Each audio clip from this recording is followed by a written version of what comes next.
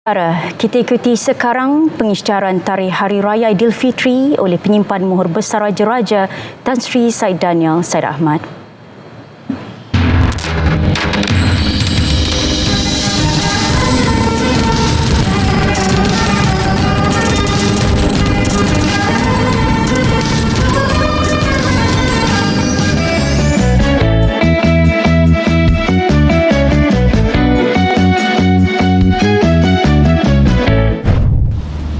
Bismillahirrahmanirrahim.